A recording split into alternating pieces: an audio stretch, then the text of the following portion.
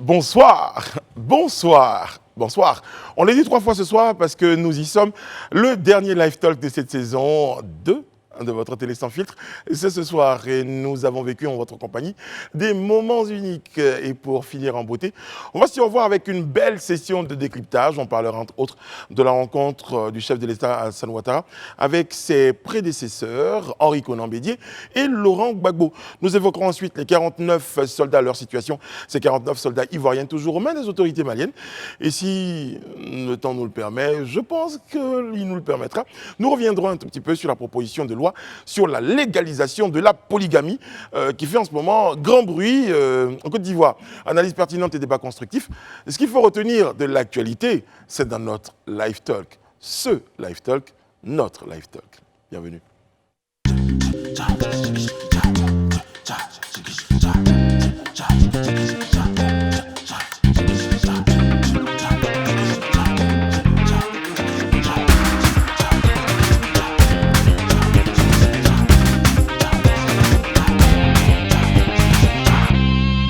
Bah ouais, on est déjà jeudi et la tête est déjà dans les vacances. Bon, j'espère que tout le monde se porte bien autour de cette table. Madame Bleu, vous êtes la seule dame. Eh bien, galanterie oblige. Je suis, et vous le savez bien, un I for She, en train même de travailler pour devenir un She for I. En tout cas, la galanterie ne t'oblige pas tous les jours, parce que c'est pas tous les jours que tu me donnes la parole. Juste une petite pique avant les vacances. Je m'en souviendrai dans le choix et je mon vous avis adore, Brissano. pour la reconduction des chroniqueurs de la saison 3. Une petite pique avant les vacances. Comment ça va? Comment allez-vous? Très bien, très très bien. Je suis en joie. Très très bien. La tête dans les vacances. Très bien. En tout cas, on aura l'occasion de parler de ces vacances-là. Qu'est-ce que vous ferez pendant ces vacances? On en parlera. Élisée Bolougbe, bonsoir. Bonsoir Brice. Vous allez bien? Bien par la grâce de Dieu. Alors, j'ai retrouvé la liste des spots. Donc, on va vous remettre à Ah, j'ai un spot à faire maintenant. Vous avez un spot? D'accord, on va vous remettre la liste des spots pour la fin de l'émission. Il y a même une petite musique qu'on a trouvée pour que vous fassiez les spots sur la musique. Il n'y a pas de souci. C'est bon, hein? Peut-être que c'est un talent de DJ que vous avez décelé en moi. J'ai décelé ça en vous, on ne sait jamais. Monsieur Alain Toussaint, comment allez-vous? Très bien, et vous? Ça va. Vous nous avez fait un grand cours magistral autour de l'album, le tout dernier de Johnny Hallyday. Ah, oui, avant l'antenne, oui. Avec les habitants de Babré. Babré qu'on appelle les Babia, pas les... Attention. Parce que mon fils a écouté, on écoutait la chanson ensemble, Ouais. et puis il me dit, ah, Papounet, voilà ce qu'il a dit. J'ai dit, non, c'est un A, Voilà, pas un. c'est ça. Attention. C'est ça. Les Babia. Les Babia. Les habitants de Babré, à Gagnoa. Tout à fait. Merci Alain, toujours aussi cultivé. Franck Etienne, bonsoir, comment allez-vous? Bonsoir, ça va très bien, Brice, ça va. Ça va, hein? Ouais, Ok. très bien. Et je suis heureux de participer donc à la dernière émission de la DDD. de la deuxième saison. C'est ça. Et je pense que c'est à marquer d'une pierre blanche. Mais exactement, parce que vous avez été à nos côtés tout au long de cette saison, en tout cas les jeudis. Vous êtes venus en appui à des moments pour les moments de décryptage. On est très heureux de vous avoir à nos côtés pour Merci. cette DDD. Je m'apprêtais à faire un petit tour en courant, mais je vais garder ça pour la fin de l'émission. Je peux vous dire que d'ici la fin de l'émission, on a prévu des choses. Voilà, quelque chose va se passer sur ce plateau. Restez connectés jusqu'à la fin, et bien, on vous le dira. Oyez, oyez, petit débat. Ça n'arrive pas qu'à Edith Boubleu, ça. Effectivement. Tout le monde est concerné. Madame Bleu, bon, notre premier sujet parle de cette fameuse rencontre, la fameuse rencontre entre les 3 grands. Le président Alassane Ouattara recevait ce soir ou cet après-midi ses prédécesseurs, Henri Konan Bédié et Laurent Gbagbo. Élisée Bolougbe, comme si vous y étiez, eh bien, impression concernant déjà l'ambiance de cette rencontre. Ben déjà, c'est pas comme si j'y étais effectivement.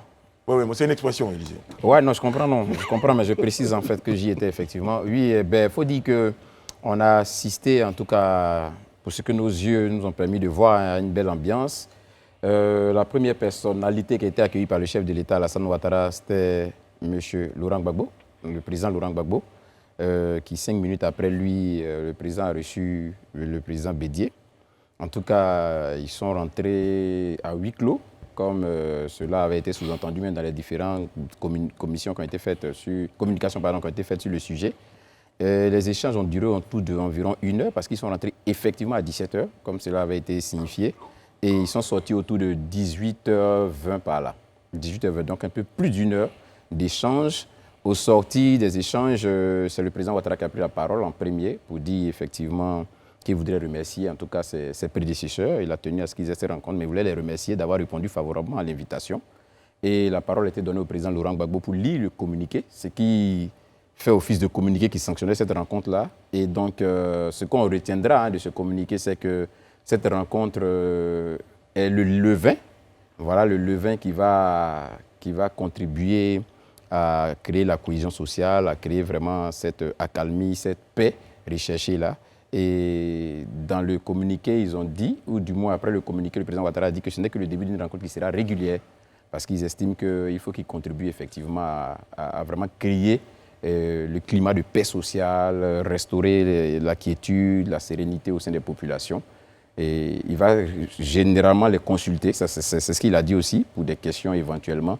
Il va avoir recours à eux pour avoir leur avis, leur point de vue, vu qu'ils ont été aussi chefs d'État et tout ça. Donc vraiment, dans l'ensemble, c'est ce qui a été dit, c'est ce qui ressort vraiment de ces échanges-là. Je crois que nous tous, nous savons que dans ce genre de situation, il y a souvent aussi les messages officiels que nous tous on reçoit. Maintenant, je crois que la suite des événements va peut-être nous donner d'autres informations plus précises. Alors, toujours, on fait un tour de table concernant vos impressions pour les images que vous avez vues. Voilà. Après, on va décrypter le fond.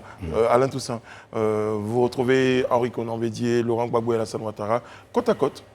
On a envie de dire 12 ans après. C'est ça. Oui, c'est la deuxième fois que les trois personnalités sont réunies. Je pense qu'il faut remonter à une vingtaine d'années autour de Marcoussis pour les voir ensemble, parler. Ensuite, il y a eu des rencontres bilatérales entre les différentes personnalités. Bon, c'est une rencontre de plus, et avec un communiqué très court d'ailleurs qui sanctionne cette rencontre. On a juste appris 2-3 petites informations, mais d'ordre sanitaire, que le président Ouattara a été vacciné 4 fois. Ce qui est quand même intéressant. Le président Gbagbo, je pense qu'il ne s'est pas prononcé. Le président Bédié a dit que lui n'était pas vacciné. Enfin, c'est juste pour faire un trait d'humour, pour dire qu'on aurait pu espérer peut-être 1 ou 2 annonces. Mais en tout cas, moi, j'attends le 7 août pour savoir exactement ce qui a été discuté au cours de cette rencontre. Impression, Madame Bleu, ensuite Franck Chrétien. Oui, ce sont des images symboliques qu'on attendait, on l'avait dit hier sur ce plateau, on attendait forcément des moments forts, on a eu beaucoup de sourires. Je pense qu'on a eu certainement, bon, nous qui n'y étions pas, on a vu dans ces moments de sourires certainement l'élément déclencheur a dû être le président Laurent Gbagbo qui est un bout en train au niveau de l'humour, il ne manque pas de mots pour rire. On attend Gondwana. Bien sûr. Et donc on a vu ça, mais ce que je retiens surtout, c'est que c'est vrai que le communiqué a été lu par le président Laurent Gbagbo, qui est le plus jeune des trois, comme si c'était fait exprès, bien sûr. Le Benjamin, oui. Le Benjamin, mais j'en attendais plus. Certainement, j'en attendais plus, et comme tu dis, on aura l'occasion de revenir, mais j'en attendais beaucoup plus. Très bien. Franck Chrétien. Comme tous les Ivoiriens, j'ai apprécié donc, cette rencontre à sa juste valeur, parce qu'il était temps que le pas soit fait, et que chacun donc, des trois leaders essaie de mettre quand même de l'eau dans son vin. Comme je le dis souvent, ce ne sont pas les Ivoiriens qui sont en palabre. Souvent, ce sont les hommes politiques qui sont en palabre. Et quelques Ivoiriens, j'avoue. Voilà, donc c'est souvent bon qu'ils se rencontrent. 2 petites choses qui nous ont laissé un peu sur notre faim. La première, c'est que dans le communiqué final, on n'a même pas l'objet de la rencontre. On ne nous dit rien des sujets débattus. Et puis, la deuxième petite chose, c'est qu'il y a eu une petite évolution dans le champ lexical, dans le lexique. À aucun moment, on a entendu frère, mon grand frère, que le président Ouattara aimait souvent employer quand il parlait donc, avec d'Henri Konan Bédié. On n'a pas entendu, on a même le mot confraternité et fraternité qu'avait sorti donc Laurent Gbagbo à sa première rencontre avec Alassane Ouattara n'est pas sorti. Donc je veux dire, ça a été une rencontre, si vous voulez, avec finalement beaucoup de protocoles. Je n'ai pas senti véritablement que c'était une rencontre conviviale voilà, pour décrisper. Il y a eu Benjamin quand même. Pour rester dans le champ lexical, comme il dit, le mot quand même de la journée, c'est levain. Ce qui ne nous éloigne pas trop de la boulangerie. Donc j'espère qu'après, on ne sera pas roulé dans la farine. Et que, effectivement, les engagements qui avaient été pris lors du dialogue politique, parce qu'il s'agit quand même de l'un des sujets débattus au cours de cette rencontre, seront respectés par les différentes parties. Donc maintenant, on peut parler peut-être du contenu de ce qu'ils ont discuté. Alors, à un moment donné, il faut justement qu'on aborde ce point du contenu. Quelqu'un aurait peut-être dit tout ça pour ça?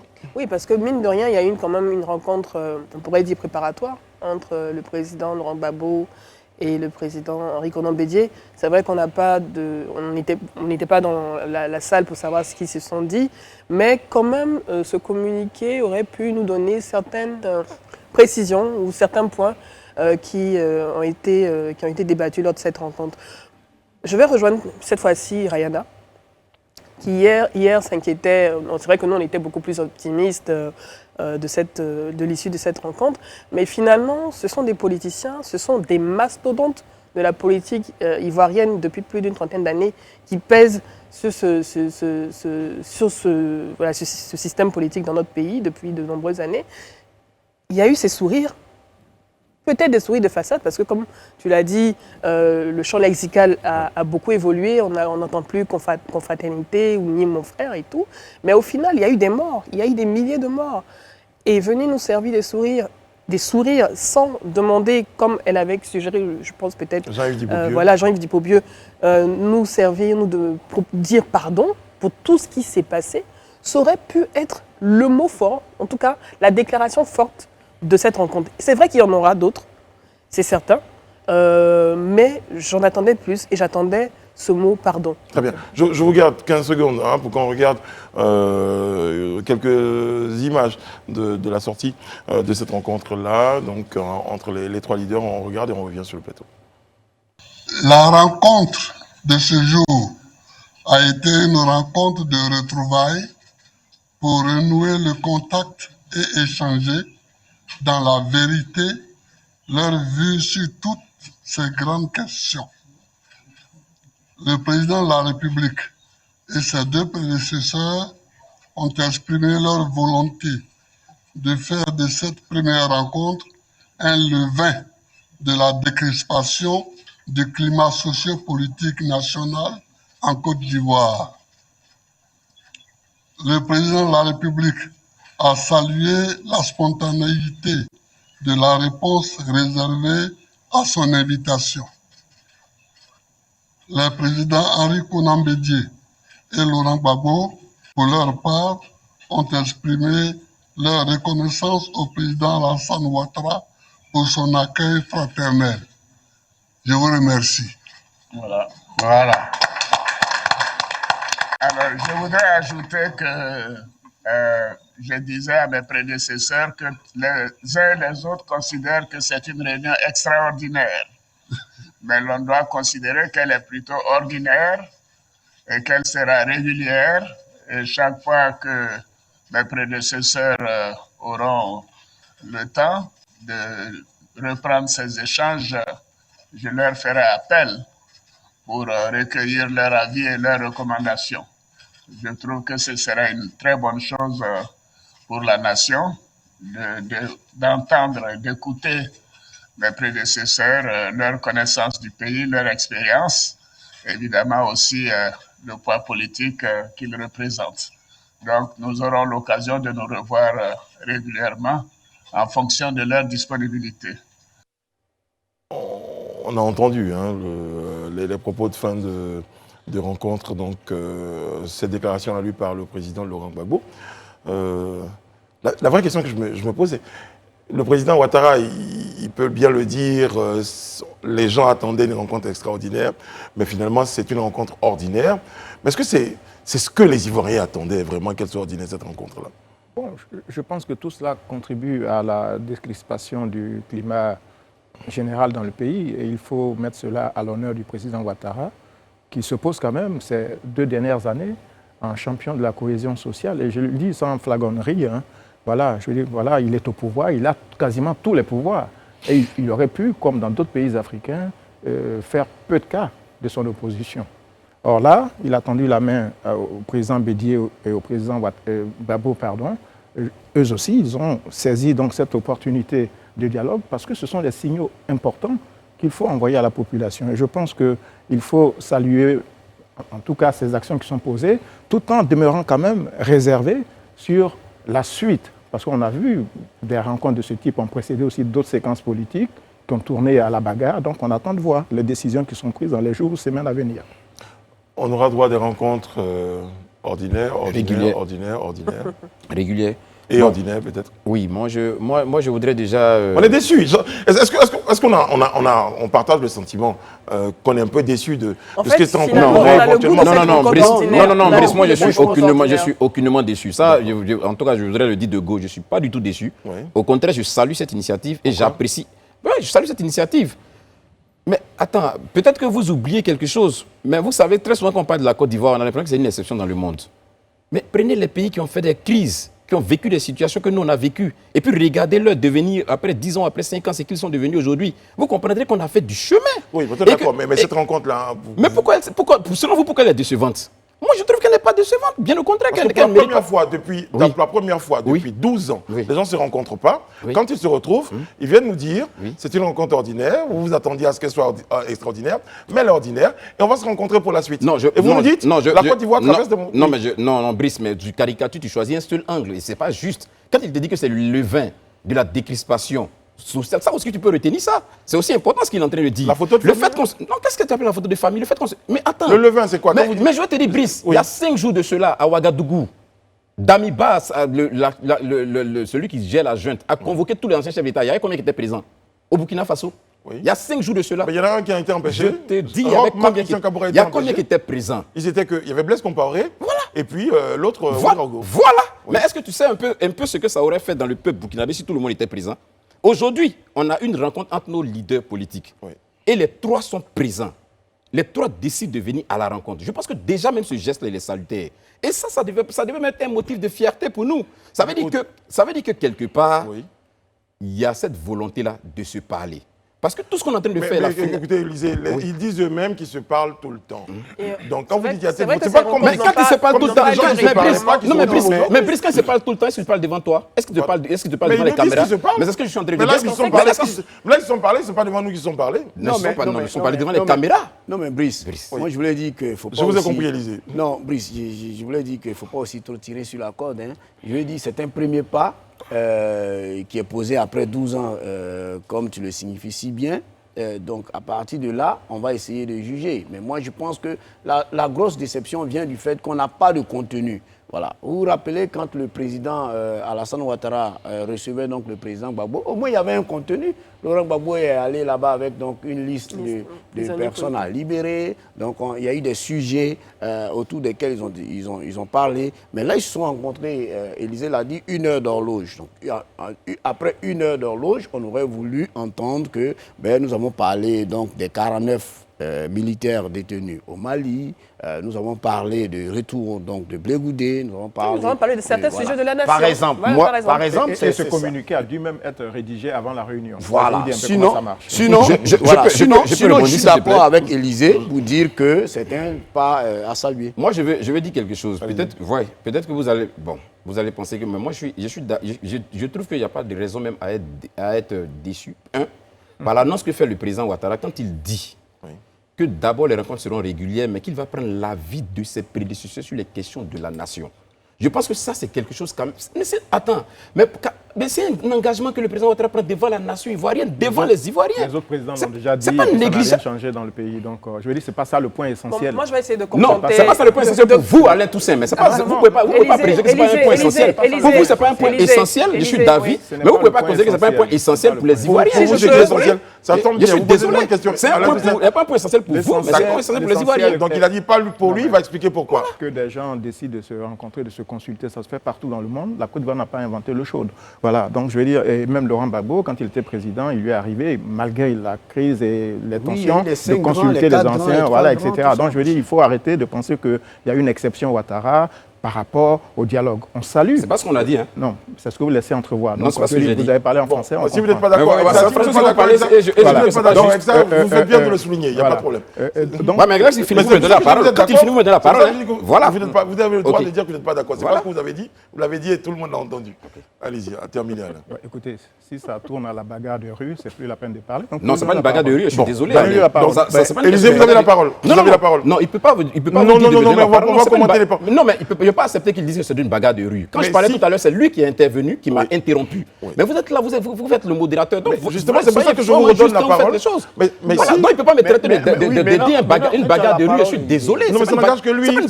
Ça n'engage que lui. Non, mais vous êtes le modérateur. Mais justement, c'est pour ça que je vous redonne. Il faut arriver à dire que ce n'est pas juste et à conduire le débat comme il se doit. Élisée, mais justement, c'est ce que vous essayez de faire. Ne donnez pas l'opportunité Mais aux vous autres allez nous faire d'invectiver.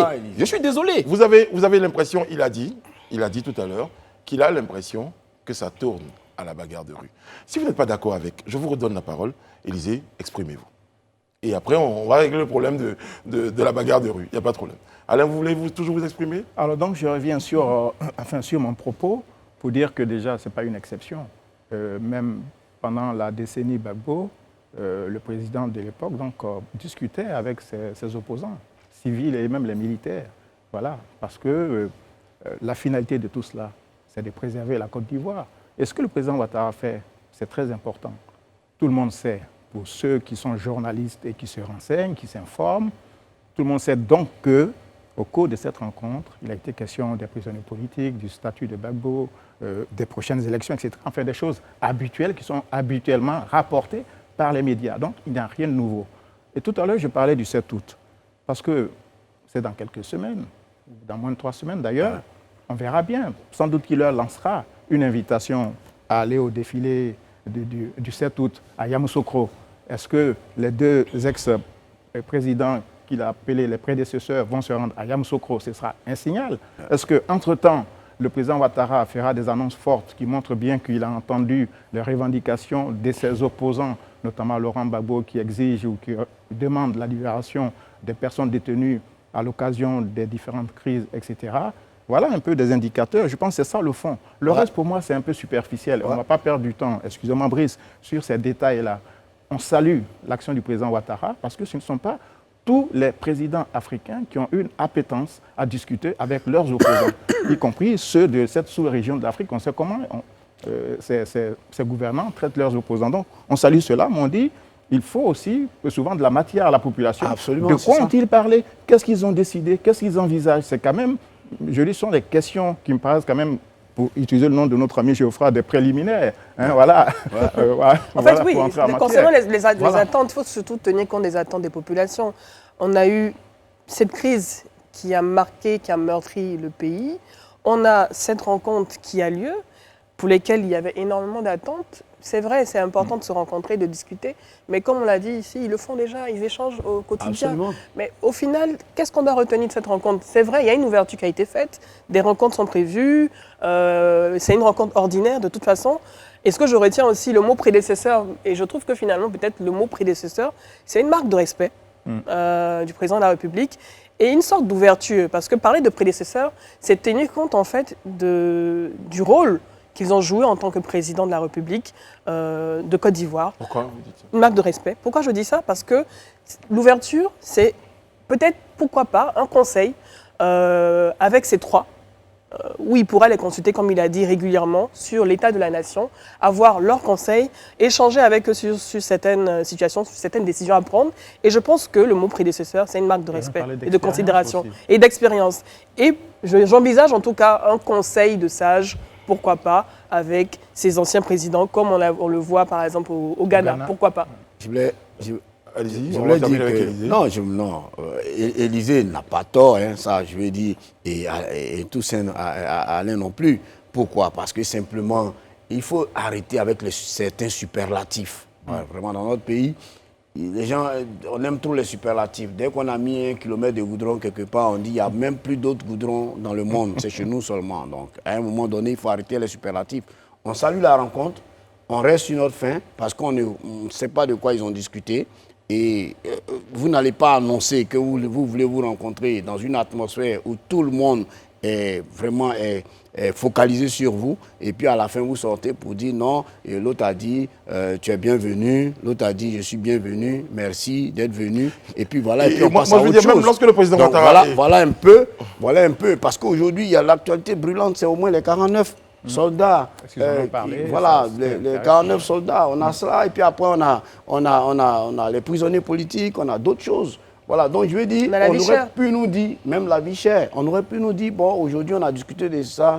On n'attend pas des résolutions, on n'attend pas des engagements là en ce moment. Mais on sait que au moins ces points-là ont été discutés et peut-être à la longue, les discussions vont se poursuivre pour aboutir à quelque chose. Moi, j'ai eu le sentiment qu'à un moment donné, même le président Ouattara, à la limite, s'excusait du fait que cette rencontre n'ait pas été celle qu'attendaient tous les Ivoiriens. Il a dit même, il s'est excusé puisqu'il l'a dit, des gens pensaient que c'était extraordinaire. Mais c'est ordinaire, ça veut dire que rien ne sortira d'aussi consistant que... Donc, voilà. Nous faisons peut-être partie des Ivoiriens qui s'attendaient à l'extraordinaire, donc souffrez, monsieur Boubou, qu'on soit un peu déçus. Peut-être que vous, effectivement, je vais regarder les autres émissions, peut-être que dans vos propos, vous estimiez qu'il fallait cette rencontre-là déjà pour que les trois se parlent, et puis après, de grandes décisions viendraient après. Mais Brice, moi je respecte votre position. Hein. Vous êtes libre d'être déçu. Ça, je ne suis pas contre le fait.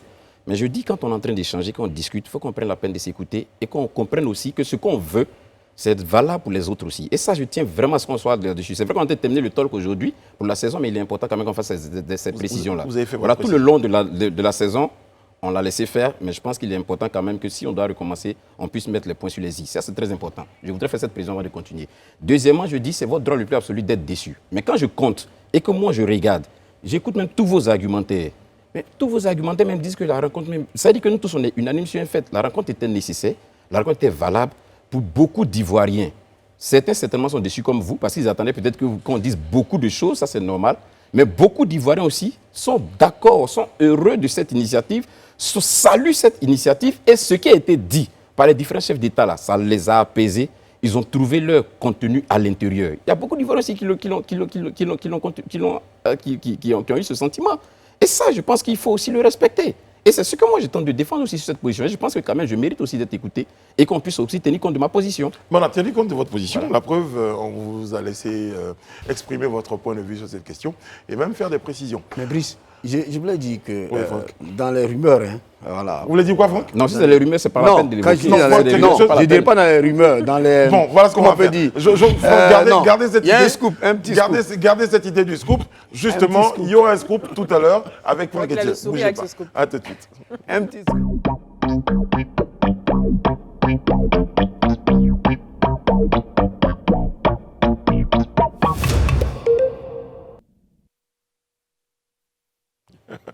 Nous sommes de retour sur le plateau du Live Talk.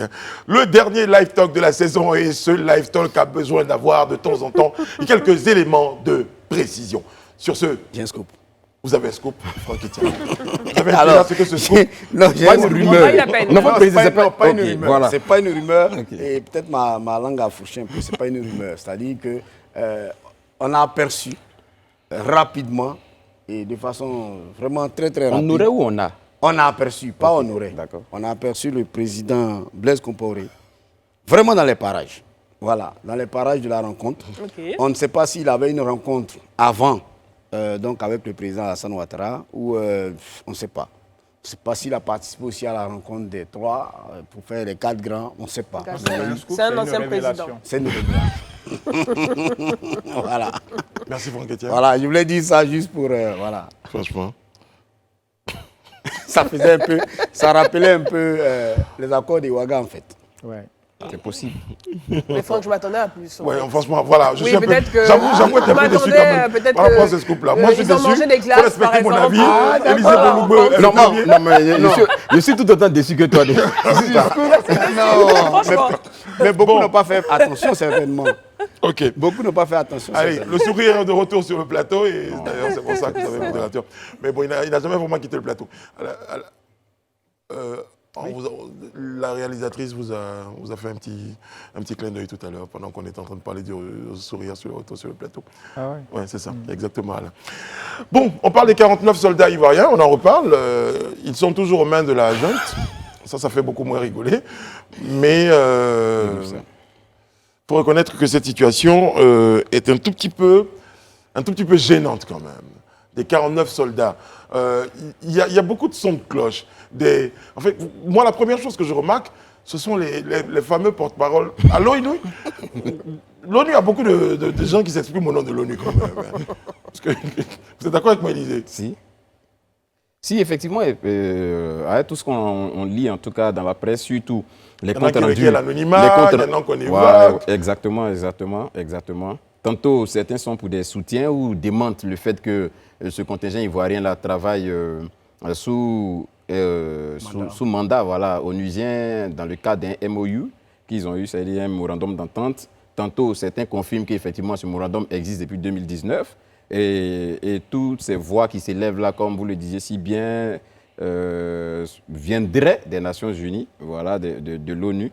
Donc ça fait un peu de cacophonie. Mais bon, au-delà des communiqués et de toute la cacophonie que ça peut créer, moi je note pour ma part qu'il y a nécessité peut-être que vraiment à des niveaux beaucoup plus élevés, cette question-là soit traitée. Quand je dis des niveaux beaucoup plus élevés, peut-être que la CEDEAO se saisisse de la question purement et simplement et fasse l'objet d'un sommet pour qu'on puisse vraiment essayer de voir comment est-ce qu'on peut évacuer cette question-là. Oui, parce qu'on se rend compte quand même que les autorités maliennes sont dans une dynamique, ne cessent de prendre des communiqués dans ce sens-là. Du côté ivoirien, on a vu la réaction du porte-parole du gouvernement, on a eu aussi la sortie de l'état-major. Et jusque-là, les 49 continuent de rester aux mains des autorités maliennes. Ça n'a pas bougé vraiment fondamentalement, en dépit même de l'intervention de la ministre allemande de la Défense qui a demandé illico presto qu'on libère les soldats ivoiriens. On voit toujours que c'est la même chose. Je pense peut-être qu'il va falloir que soit la CEDEAO se saisisse de la question et fasse l'objet d'une rencontre extraordinaire pour que ce soit définitivement tranché. On ne reviendra pas sur les circonstances, quelles sont les preuves, qu'il n'a pas évoqué un certain nombre de choses. Mais je pense qu'aujourd'hui, la vraie question, c'est quelle solution devant cette situation. Élisée, vous évoquez par exemple un sommet de la CEDEAO. On pourrait même penser également, avant la CEDEAO, qu'une mission ivoirienne se rende à Bamako. Par exemple qu'une mission ivoirienne se rende à Bamako, mais je partage vraiment entièrement le sens dans lequel aborde la question Élisée, parce qu'il faut absolument qu'il y ait une certaine clarification de la situation, parce qu'on a eu plusieurs communiqués, on a eu plusieurs interventions, on ne sait vraiment pas exactement ce qui s'est passé, on ne sait vraiment pas ce que l'ONU elle-même, qui est présente donc au Mali, décide finalement. Et aujourd'hui, apparemment, on a l'impression que les 49 soldats, ils sont, je ne dirais pas abandonnés, mais on ne sent pas, on ne voit pas des démarches. C'est vrai que le CNS, le Conseil national de sécurité, a tenté d'expliquer ce qui s'est réellement passé, mais après, on ne nous dit pas par derrière ce qui est en train d'être mis en œuvre pour aller, comment on appelle ça, libérer ces personnes-là. Et si vous le remarquez, même aujourd'hui, je pense qu'il y a 2 ou 3 heures, qu'un communiqué encore des autorités maliennes est tombé pour demander la suspension des rotations au niveau de la MINUSMA. Ça veut dire qu'à chaque heure, on a des communiqués, on a des informations, mais on ne sait pas exactement la démarche qui est mise en place pour libérer Moi, j'attends ma compréhension rapide de ce sujet, de cette affaire qui, comme on l'a dit, est assez rocambolesque, parce que, mine de rien, c'est la 8e rotation. Donc, depuis 2019, il y a toujours eu cette rotation de nos militaires, soldats ivoiriens, pour accompagner les éléments nationaux de sécurité sur place au Mali. Il n'y a pas eu de problème. Je pense certainement qu'il y a eu 2 volets. Peut-être un problème de communication. Vu tout ce qu'on est en train de voir en ce moment, en termes de cacophonie, de sons de cloche et tout, il y a certainement eu un problème de communication au départ de ces soldats, à leur arrivée.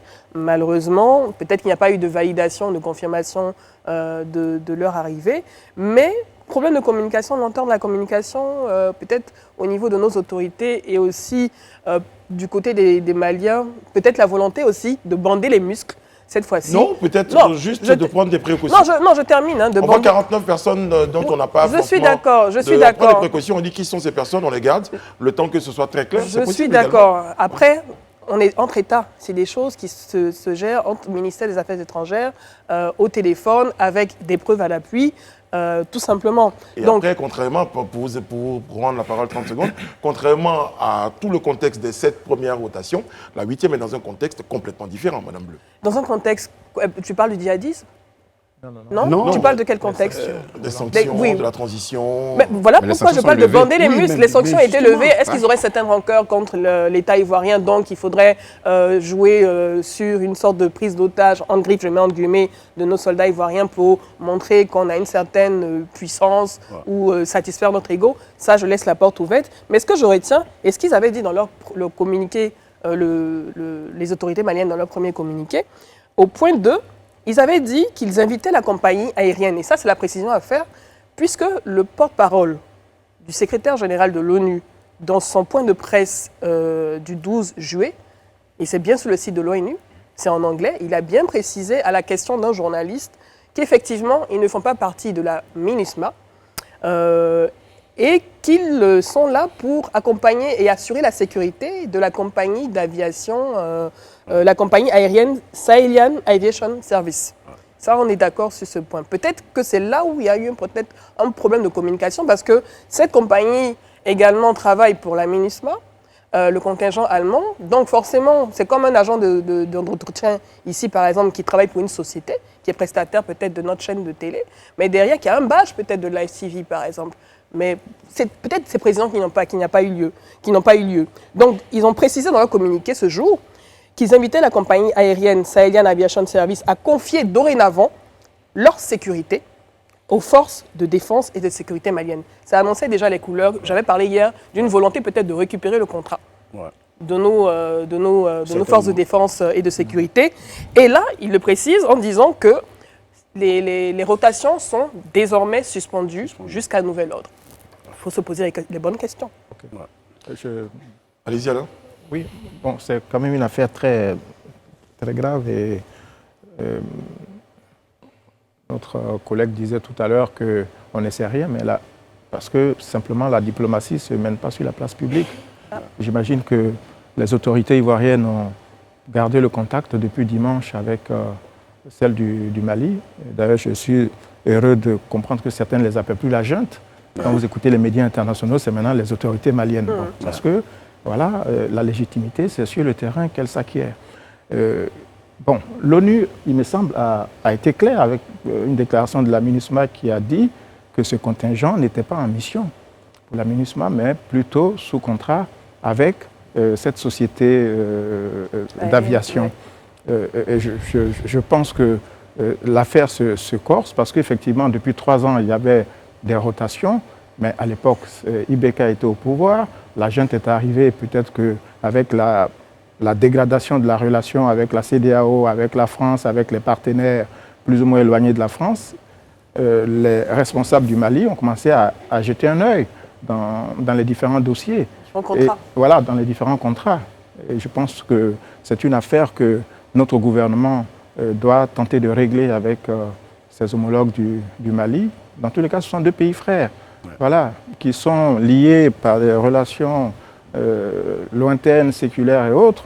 Et il faut agir pour que nos 49 compatriotes soient relâchés et qu'ils retrouvent leur famille. Il faut agir très vite. Le reste, parce que bon, ce qu'on lit dans les journaux, parfois, il y a aussi beaucoup de désinformations, voilà, qui tendent parfois à discréditer les responsables maliens. Quand vous me parlez du contrat, je ne pense pas que ce soit pour cette somme-là que la situation se crée. Je crois qu'il y a un contexte global qui fait qu'aujourd'hui, le Mali a envie de rompre, en tout cas, la manière de travailler avec notamment les puissances occidentales, parce que tout à l'heure, vous indiquiez une déclaration de la ministre de la Défense allemande, mais de quoi se mêle-t-elle?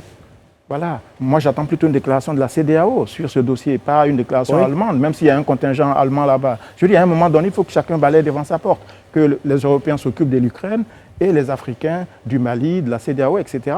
Et là où on attend nos dirigeants, c'est vraiment de renouer un dialogue, comme on dit, agissant avec les responsables du Mali pour dénouer cette affaire. il faut vraiment avancer parce que je pense qu'on risque d'arriver à un pourrissement et un nouveau régime de sanctions ne sera pas forcément la solution. Voilà, parce que c'est une situation qui, pour certains, pourrait sembler anodine. Une situation, en tout cas, je pense déjà que lorsque le Conseil national de sécurité, parce qu'il faut le dire en même temps, se réunit, il est quand même un des organes suprêmes de décision en Côte d'Ivoire. Il est présidé par le président de la République. C'est très grave. On peut dire que les autorités ivoiriennes prennent cette situation très au sérieux. Bon, après avoir pris la situation très au sérieux, je pense qu'il faut passer aux actes, aux actions. Donc après avoir condamné, exigé le retour des militaires, il faut vraiment qu'on prenne des initiatives, parce qu'encore il y a des personnes qui sont détenues dans des conditions qu'on ignore, dans un pays étranger. Et je pense que la CEDEAO intervienne à ce stade, oui. Parce qu'effectivement, chaque jour, son lot d'informations, de rumeurs, de désinformations, de fake news. Et je pense qu'effectivement, Alain disait, il faut éviter qu'on tombe dans une forme de pourrissement de la situation. Voilà. Justement, c'est pour ça que moi, j'ai conseillé à mes collaborateurs de ne publier que des informations officielles. Voilà, et de laisser souvent les opinions. Parce qu'aujourd'hui, quand il y a un monsieur qui a publié une opinion, mais quand vous regardez son opinion, il a une démarche qui paraît scientifique, mais avec des hypothèses dedans qui sont très tendancieuses. C'est vrai que quand Mme Bleu parle donc du contrat, c'est quelque chose sur lequel, donc, on peut surfer. Parce qu'on peut se dire, la question légitime qu'on peut se poser, c'est que pourquoi un tel bras de fer juste après la levée des sanctions? Pourquoi maintenant? Voilà, pourquoi maintenant? Parce que c'est vrai que déjà, les autorités maliennes certainement suspectaient Abidjan de ne pas vouloir, de ne pas les aimer, mais en même temps, pourquoi maintenant, après la levée des sanctions, ils ont 40 et 24 mois donc pour passer le pouvoir à des civils? Est-ce qu'ils ne sont pas aussi dans une logique de faire des bras de fer qui vont encore allonger leur mandat? Bander les muscles. Voilà. Mais une chose est claire, il faut que en Côte d'Ivoire, et surtout au niveau de la presse, il faut qu'on soit unanime à défendre nos compatriotes, à rester vraiment patriotes. Voilà, il faut éviter tout ce qui est fake news, il faut éviter tout ce qui est sentiment personnel. Oui, et puis surtout l'exacerbation de sentiments anti-maliens. Voilà, parce que c'est ce à quoi on assiste sur les réseaux sociaux. Je veux dire, le raccourci, il est toujours facile, mais après, pour reconstruire les relations entre les pays, ça devient quand même un peu compliqué. Là, il y a 49 personnes qui sont détenues. La solution est politique et diplomatique. Et tout est entre les mains du président Ouattara et des autorités du Mali. Et je pense qu'une entente peut être trouvée. En tout cas, en ce moment, on a une super pensée, une forte pensée pour nos compatriotes en ce moment détenus au Mali. Voilà, pour leur famille aussi, parce que vous pouvez imaginer que c'est très difficile d'avoir des parents qui sont à l'étranger, mais en plus d'avoir ces parents-là d'être dans l'attente et de ne pas avoir de nouvelles. De ne pas avoir de nouvelles, de ne pas savoir dans quelles conditions ces personnes sont détenues. En tout cas, notre souhait le plus grand, c'est que nos compatriotes regagnent la Côte d'Ivoire. Et que justement cette situation-là n'entame pas donc, les bonnes relations entre les Ivoiriens donc, et les Maliens, la Côte d'Ivoire et le Mali. C'est vrai qu'en ce moment, il faut reconnaître que les autorités maliennes, je disais hier, sont assez sur les dents quand même. Oui, mais elles ne devraient pas. Du moment où les sanctions ont été levées, et puis après, bon, vous avez des gens qui viennent pour faire un coup d'État ne viennent pas en avion, avec 2 avions bien militaires, tout ça. À un moment donné, il faut aussi que la junte, Assimi Goïta et ses hommes arrêtent. Voilà, à un moment donné, il faut leur dire ça. Il faut leur dire qu'ils arrêtent. Voilà, parce qu'on est passé à une autre phase. On vous laisse 24 mois pour revenir à un pouvoir civil. Il faut arrêter. Il faut arrêter de faire comme si c'est maintenant que vous êtes trop vigilant. Pour faire un coup d'État, moi je pense qu'on ne passera pas par... Non, franchement, ça ressemble. En tout cas, le scénario nous a semblé un peu rocambolesque d'imaginer que 2 avions atterrissent à l'aéroport de Bamako avec des gens... À la limite, ce n'est même pas un coup d'État, c'est une invasion. Voilà, par exemple. Parce que ça ressemble à l'arrivée des Américains en Irak, où vous voulez, ou de l'Irak qui attaque l'Iran. Mais bref... Frontalement. Oui, frontalement, comme ça, je pense que c'est un peu gros. Une chose est sûre, et je le dis, je vais le rappeler, et je vais le répéter, nous souhaitons le retour de nos compatriotes en Côte d'Ivoire, et surtout que la situation puisse trouver une solution, vous l'avez dit, diplomatique, une solution politique, une solution intelligente, on a envie de dire. Parce qu'après, on n'en a plus besoin. Voilà, on n'en a plus besoin. Nous, on va marquer une courte pause, et nous retrouver juste derrière pour la suite et la fin de notre talk. À tout de suite. C'est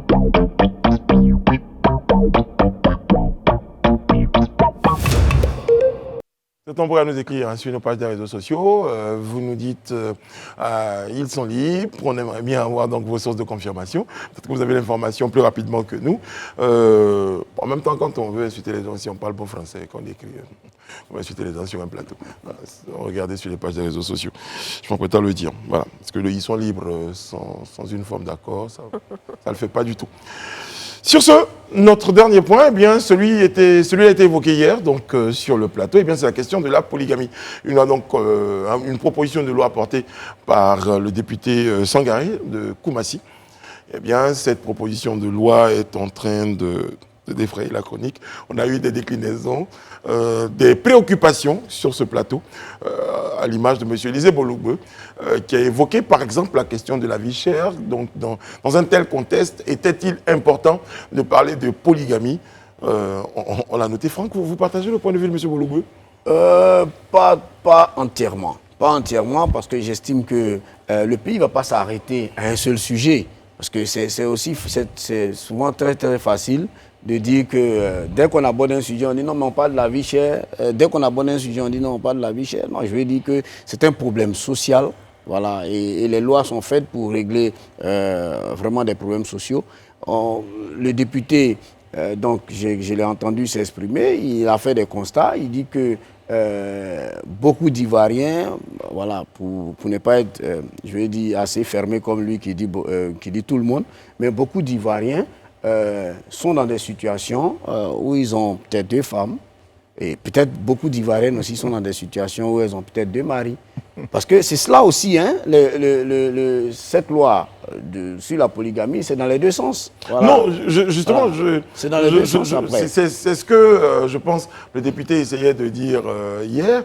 Sa loi, sa proposition de loi porte sur la polygamie.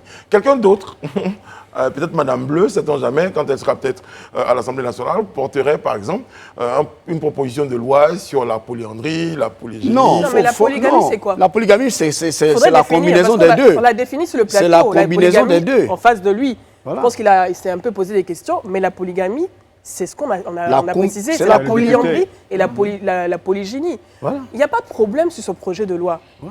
C'est optionnel. Absolument. C'est au choix des 2 conjoints qui se présentent devant l'agent d'état civil pour s'unir. Si vous voulez choisir l'option de la polygamie, vous avez la liberté de le faire. Oui. Maintenant, quand on fait cette ouverture dans le code civil, il faut considérer le fait que si c'est à un moment donné, donc dans la vie de couple, monsieur souhaite prendre une 2e femme, une 3e femme, sachant qu'ils se sont mariés, lui et sa conjointe, sous le régime de la polygamie, il a le choix. Non, mais là où il y a le bémol... Non, je finis. Et si, par hasard, un hasard de circonstances, madame aussi, finalement, rencontre quelqu'un d'autre et a envie de prendre pour 2e époux une autre personne, elle a également cette option puisque elle et son conjoint devant le maire, ils ont choisi l'option de la polygamie.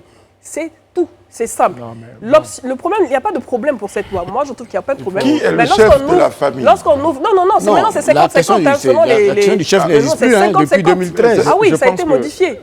Voilà, nous sommes égaux en droit, les hommes et les femmes, selon la Constitution. Non, mais le député, moi j'ai écouté un petit bout de l'émission juste quand il parlait. Et il a quand même parlé de nos valeurs culturelles. Absolument. Voilà.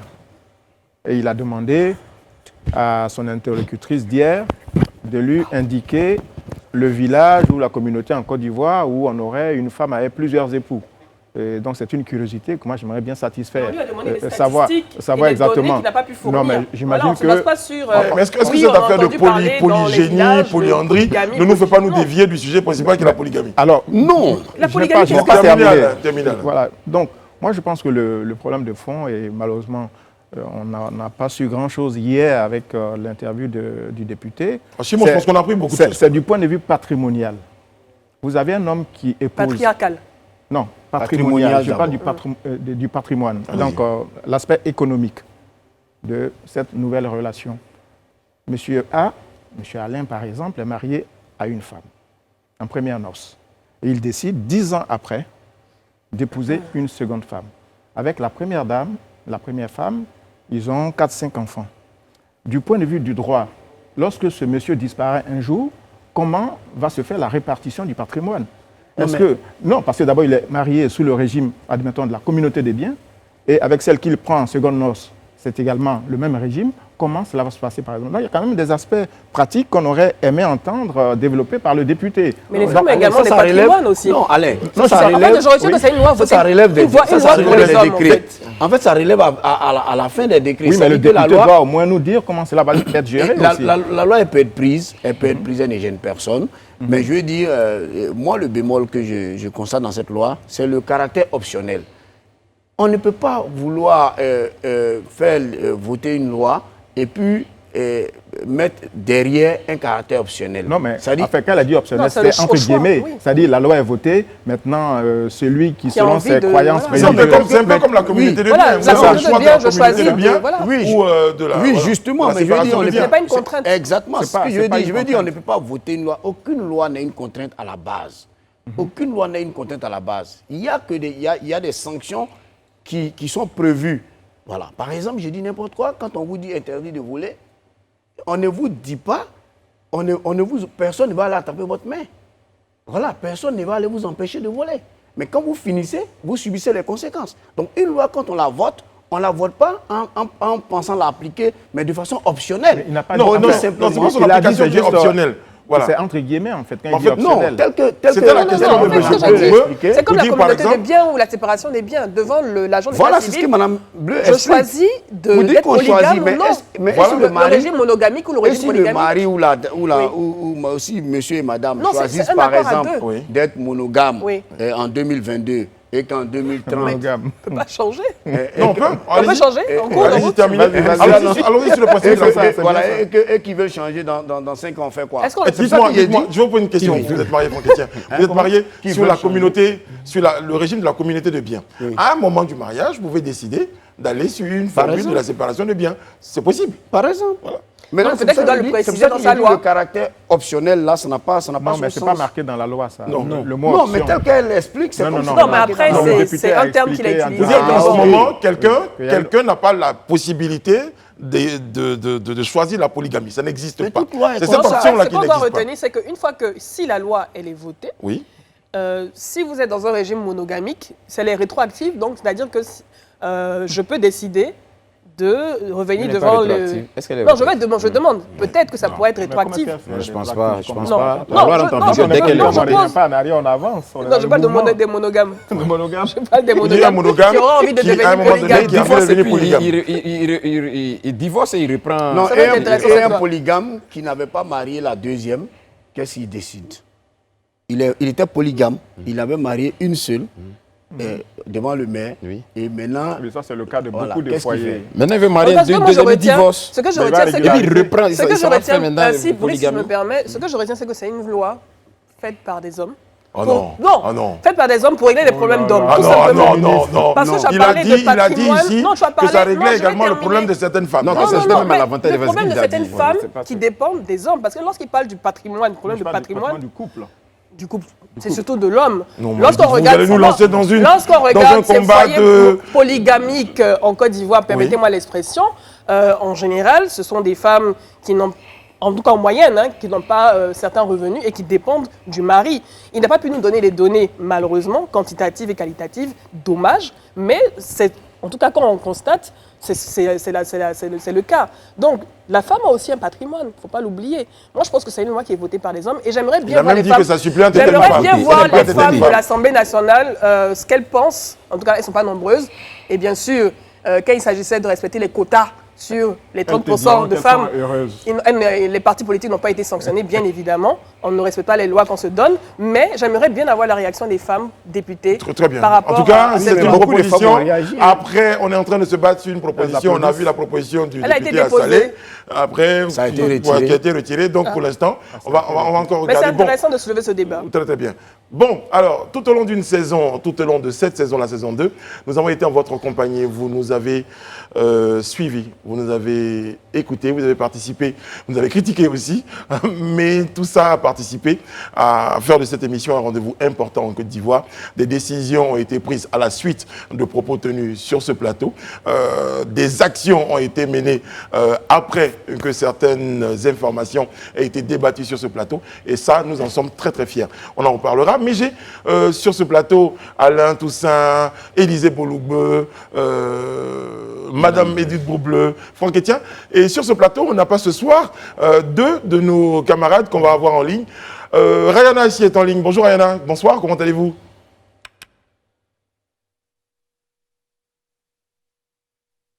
Bonsoir Rayana. Vous nous entendez Rayana? On a une photo d'elle, non? Voilà, on vous entend. On vous entend bien Rayana.